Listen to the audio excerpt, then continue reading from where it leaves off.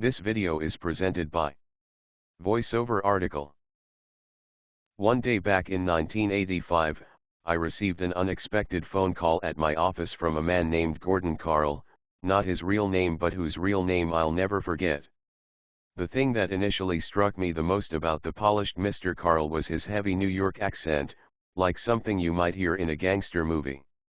The purpose of his call, to offer me a great deal in rare coins. As a result of that conversation, I agreed to purchase 5 1943 Walking Liberty half-dollars Mr. Carl described as MS 65 specimens. Furthermore, he guaranteed that his firm would buy the coins back from me at any time of my choosing, paying 5% less than the gray sheet bid price. As an unmarried yuppie, now there's a word you don't hear much anymore, I calculated that I could afford the $1,375 required to make the purchase. Perhaps more than anything, greed clouded my judgment, and like a fool, I trusted Mr. Carl and dropped a check in the mail the next day.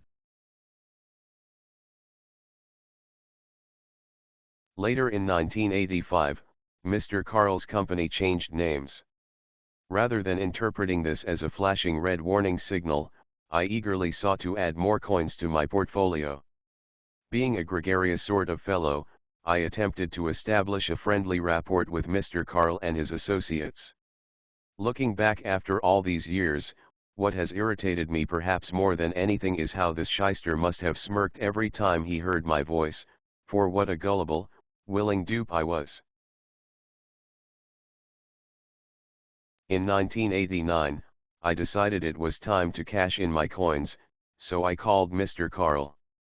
Not surprisingly, the company was operating under yet another name.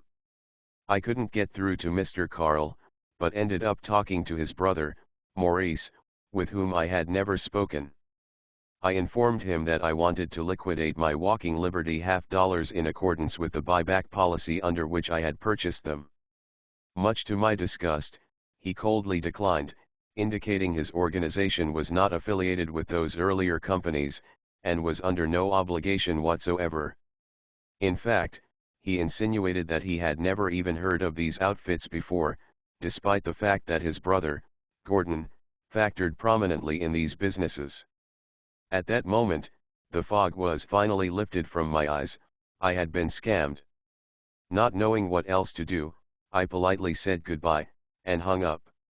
I sat there, staring at the phone for what seemed like an eternity, in stunned disbelief.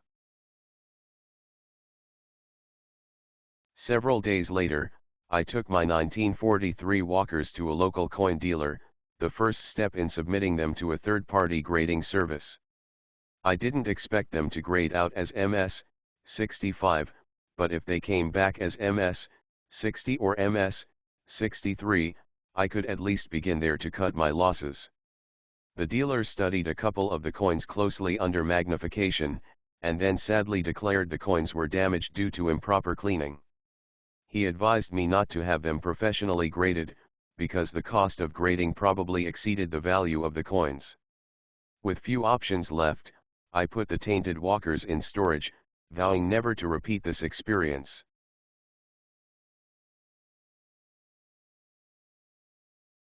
Let's now flash forward to the present time. Normally, I don't like antagonizing myself, so it was with some reluctance that I fired up the computer to play the game What If? That is, what if I had spent my $1,375 with a reputable dealer in 1985 to purchase Walking Liberty half-dollars?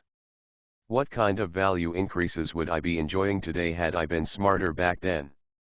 To answer this question, I first retrieved the historic value trend tables I researched in late 2005 for Walking Liberty half-dollars. For each date, mint mark, and condition, I noted their values in 1985, and placed them next to their corresponding values in 2005, for a before and after comparison. In all, there were about 450 such comparisons. Next, I calculated an annual compounded percentage return rate for each data pair, and sorted them from highest to lowest. I then listed the top 20 for closer examination. Date, Condition 1985 value 2005 value annual ROR. 1917, D of MS, $65 $3,000 27500 11 13%. 1921, SF, $12, $30 00 $250 10 62%. 1919, DMS, $65 $15,000, $11500 10 19%. 1917, S of MS, $65 $5250, $35,945%. 1918, SMS, $65 $3,000 17500 876%. 1916, SVG, $8 $30 00 157 97%. 1917, SREV, MS, $65 $3,500 17500 797%. 1921, SVF, $20 $200 1797%. 1921, SXF, $40, $1,000 5797%. 1921, SMS, $65 $22500 11000 785%. 1918, DF, $12 $850 40 00 765%. 1918, DMS, $65 $5,500, $25,748%. 1921, SVG, $8, $1750 7500 718%. 1921, DMS, $65 $6,500 27500 711%. 1916, DVG, $8 $1250 50 00 682%. 1938, DF, $12 $2500, $106.82%. 1938, DVG, $8 $20 80 00 682%. 1920, SMS, $65 $3750 15,682%. 1917, DREV-VF, $20 $4500 175 668%. 1938, DVF, $20 $3250 125 662%. The walker with the best return since 1985 is the 1917, D, mm on obverse, in MS, 65 condition. At $3,000, it was well beyond the $1,375 available to me to spend on numismatics in 1985, as were all 9 MS, 65 coins appearing on the above top 20 list. However, the remainder of the top 20 represented coins in circulated grades, and all were within my price range. Had I directed my hard-earned cash toward the purchase of a legitimate example of each of these coins, I would have spent $1,421, just barely above what I forked over to Mr. Carl.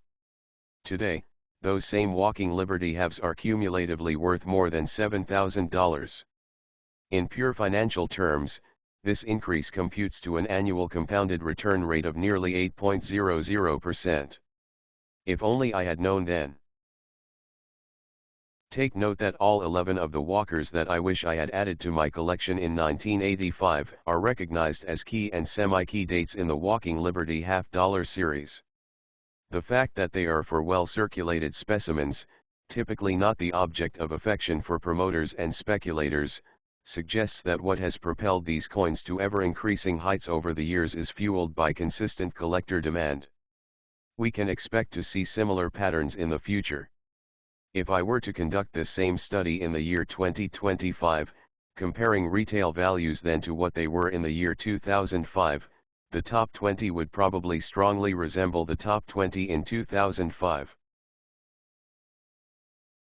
What became of the 1943 Walking Liberty $50 Mr. Carl suckered me into buying? Well, I still have them, squirreled away in a bank deposit box. I haven't even looked at them in a decade or so.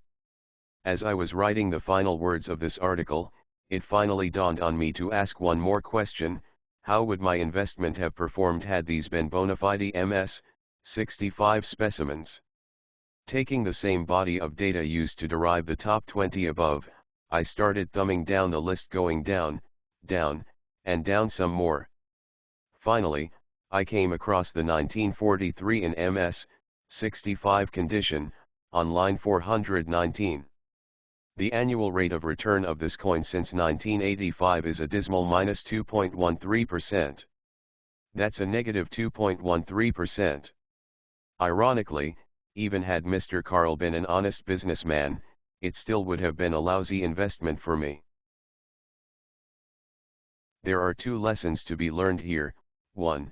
If interested in seeing your coins increase substantially in value in the years ahead, purchase coins that have already demonstrated a long record of consistent price advancements, which usually are the key and semi-key dates for a given series, and 2. Deal only with reputable people. So whatever happened to the slimy Mr. Carl and his band of thieves? Well, perhaps there is some justice in this world, after all. In late 1989, about the time I discovered I was being victimized, the United States Postal Inspection Service began an undercover sting operation of the company. Apparently, I wasn't the only unhappy customer, but my losses were minimal compared to the sums bilked out of others. In February 1991, postal agents stormed the Boiler Room outfit, executing a federal search warrant based on a complaint involving the alleged fraudulent selling of coins through the mail. Mr. Carl and others were arrested and led away in handcuffs.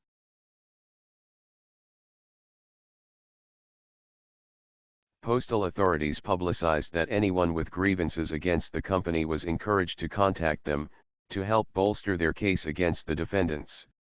Since I kept meticulous records, I had no trouble assembling incriminating documents and forwarded everything to the inspector's office, tied together by my personal story. I never heard exactly how the case was resolved, but it seems almost certain these crooked telemarketers got what they deserved. As for me, I won a small measure of satisfaction, knowing that I provided evidence to help expose them. Now, if I could just figure out what to do with those defiled 1943 walkers. This video is presented by VoiceOver Article.